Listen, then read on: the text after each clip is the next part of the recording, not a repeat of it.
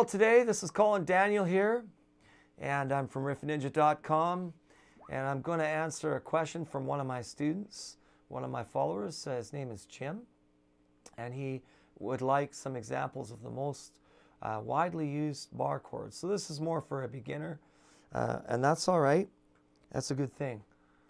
There are lots of difficult bar chords that will impress your friends with acrobatics and calisthenics, but really there's a couple.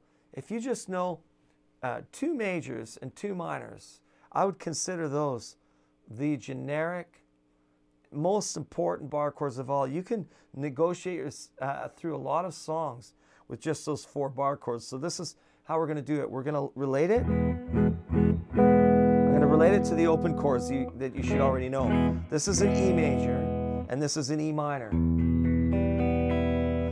So first thing you got to get straight is E major and E minor are 2 totally separate chords, right? E major is happy, strong, and bright. E minor is sad and dark. They're 2 different keys, but they're very closely related. Look at the difference between E major and E minor. 1 note, right? So now what we do is we bar those chords and move them up. So all we're doing when we're barring, this string nut here is really our issue, right? If you want to call it an issue, because when we're playing open chords, the string nut's doing the work here for what would normally, if we had more room, if we went lower than the fretboard here, we would have more frets, and this would be a fret. So when you're playing, you'd have to play behind the fret to press it down, and your E major chord would look like that, right? Where I've switched my fingers around because we're right down by the nut. Of course, we have other options for fingering that we don't have when we have to transpose or move the chords up, right? All we're doing when we bar a chord is taking an open chord and basically moving it up the fretboard and making it higher. So taking the same note group, the same relationship. So this is E major. All I've done is I've switched from the 1st, 2nd, and 3rd finger to my 2nd, 3rd, and 4th finger. Now I got the 1st finger free to bar as I move up, right? So if this is E major, if it's E major and that's open and then I bar and move it up, that's F major, you know. This would be G major, this would be A major. You know, really nice, easy form to play. Comes from your open E major chord. Now, if you know the difference between E major and E minor, well, that's easy then. 1 finger on the 3rd string.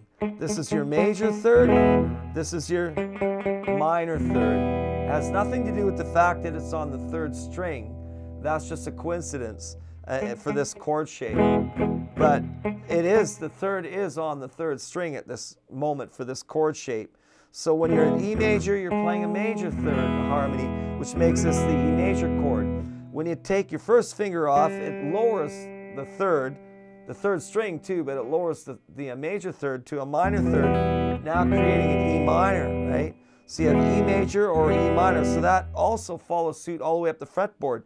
If you have G major here, which is basically a barred E major moved up through the 3rd fret, right? Then you have G minor here, right? By taking your 2nd finger off now on the 3rd string. That goes from major 3rd to minor 3rd, right? A major, A minor. B major, B minor, you know, C major, C minor. Now you have a minor and a major chord that can be moved all over the fretboard. How do you get C sharp minor, you say? Oh, that's easy. Just go up the fretboard till you find a C sharp on your 6th string, because all these chords are related to the 6th string root, the pitch. Right, there's A, there's B, there's C sharp, 9th fret. Play the minor pattern, and you have C sharp minor. Sure, you have other places to play it. This is just one place to play it that's easy for you to reach. You were asking me for the most widely used chords. There are some of them right there. The other 2 chords are the major, and I call this the major root 5 because now the root string is on the 5th string. The root note is on the 5th string, and A minor. This is A major, and this is A minor. Now the funny thing is that we have the same situation going on here between the major and minor 3rd, except now that change is on the 2nd string, not on the 3rd string. On the 2nd string here, we play a C sharp, which is A major, it's major 3rd.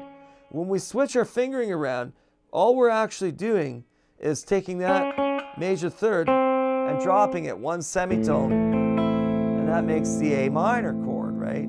So we have A major with the major third in it, and we have A minor with the minor third in it. And now we just need to bar them and move them up. Now, we come to a little issue here, just a wee little issue.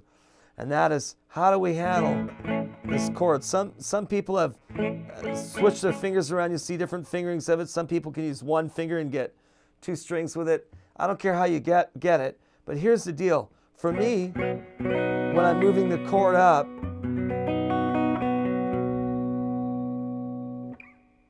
I kink bar it because I can't fret this thing like this.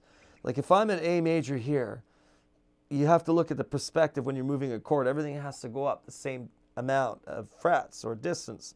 So if this is A major and this is open, right, A major, and now I'm switching my fingers around so I can bar it and move it up, this would be B major.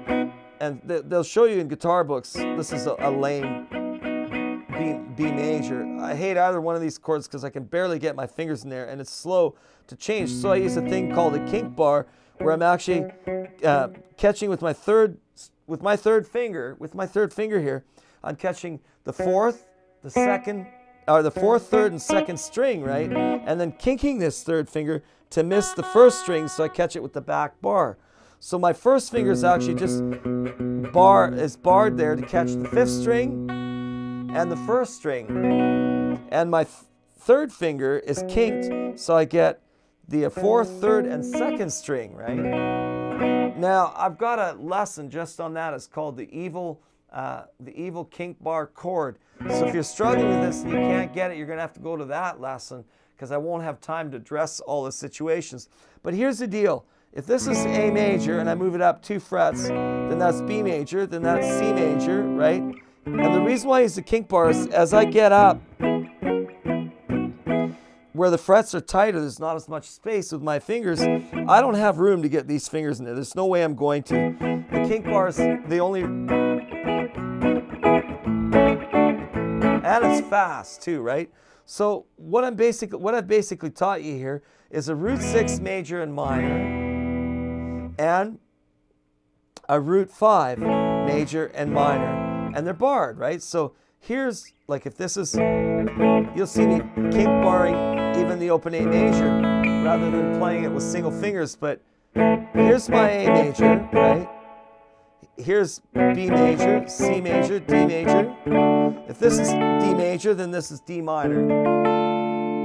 This is A minor, right? This is A major. A minor, A major. You know? B major, B minor. C major, C minor. C sharp major, C sharp minor. D major, D minor.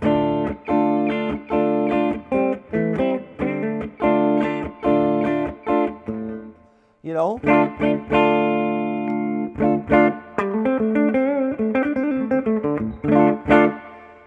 With those 4 chords, you can go almost anywhere on the guitar with them.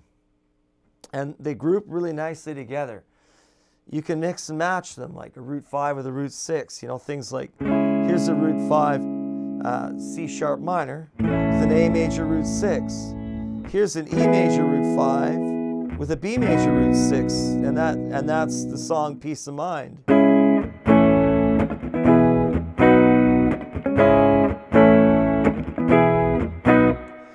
Nice combo, right? Easy to get at, 5 fret radius of reach.